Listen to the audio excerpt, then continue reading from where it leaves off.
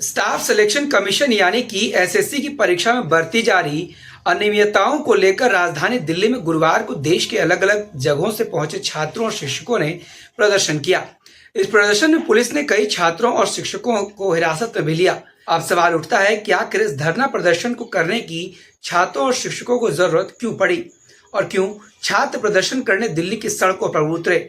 Police ने लाठीचार्ज क्यों किया, छात्र और शिक्षकों को क्यों हिरासत में लिया गया, ये सब के पीछे की आखिर पूरी कहानी क्या है वो आपको मैं इस रिपोर्ट में बताता हूँ। ध्यान से पहले आप इस रिपोर्ट को देखिए और पूरी कहानी को समझिए। गुरुवार को एसएससी के अभ्यर्थियों और देश भर के कई जाने माने शिक्षक केंद्र सरकार के department of personal and training यानी कि डीओपीटी दफ्तर के बाहर जमा हुए और दिल्ली चलो के नाम से हुए इस प्रदर्शन में प्रतियोगिता परीक्षाओं की तैयारी कराने वाले शिक्षक भी शामिल हुए।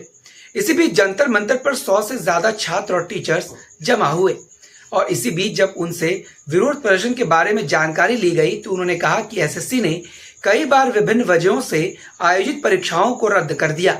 एसएससी की परीक्षा के दौरान प्रशासनिक खामियां सामने आई, परीक्षा केंद्रों का गलत आवंटन किया गया। छात्रों के प्रदर्शन का एक अहम कारण एसएससी सिलेक्शन पोस्ट फेज 13 समेत कई परीक्षाओं का अचानक रद्द होना भी बताया गया। छात्रों का कहना है कि दूर दराज से यात्रा करके परीक्षा देने पहुंचे, पैसा खर्च हुआ, आने जाने में समय लगा, लेकिन वहां जाकर पता चला कि परीक्षा रद्द हो गई है और इसकी कोई पूर्व में सूचना भी नहीं दी गई। छात्रों ने बताया कि पहले परीक्षा का एडमिट कार्ड 4 दिन पहले दे दिया जाता था, लेकिन इस बार परीक्षा के 2 दिन पहले तक भी एडमिट कार्ड जारी नहीं हुआ।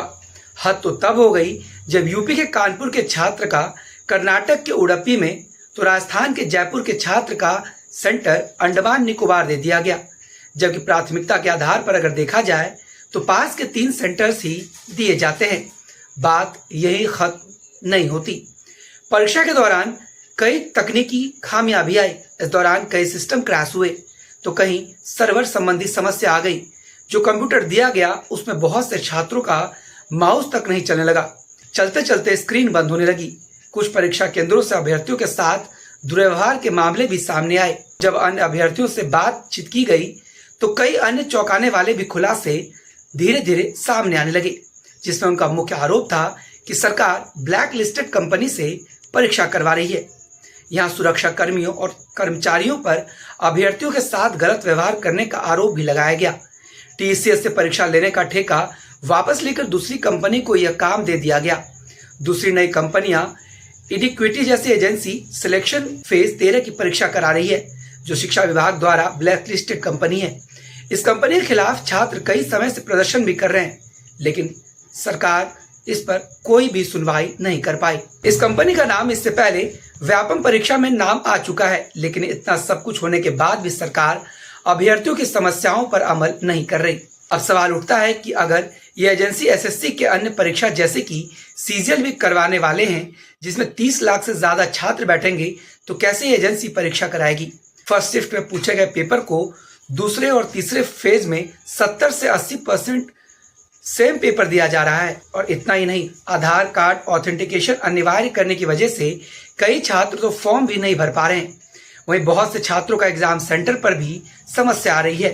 इन्हीं सब मांगों को लेकर छात्र और शिक्षक दिल्ली में प्रदर्शन करने उतरे। कई लोगों को हिरासत में भी लिया गया। इस दौरान धक्का मुक्की भी हुई, लाठीचार्ज भी हुआ, लेकिन सुलझा कुछ नहीं। बता दें कि दिल्ली के जंतर मंतर पर हुए प्रदर्शन में इंग्लिश की चर्चित शिक्षिका नीतू भी यहाँ पहुंची, जिन्हें पुलिस ने हिरासत में लेकर नजफगढ़ थाने ले गई। मैथ्स के टीचर आदित्य रंजन को भी पुलिस ने हिरासत में लिया। अभिनव सर समेत कई अन्य शिक्षकों को भी पुलिस ने हिरासत में लिया। इन चर्चित शिक्षकों के साथ साथ कई स्टूडेंट्स को भी हिरासत में लिया गया। पुलिस द्वारा टीचर और स्टूडेंट को हिरासत में लेने के कई वीडियो भी सोशल मीडिया पर जमकर वायरल होने लगे, जिसमें पुलिस के जवान शिक्षकों के कॉलर पकड़ते भी देखे नजर आए। अब सवाल उठता है कि आखिर टीचर्स और छात्रों के साथ इतनी ज्यादती क्यों।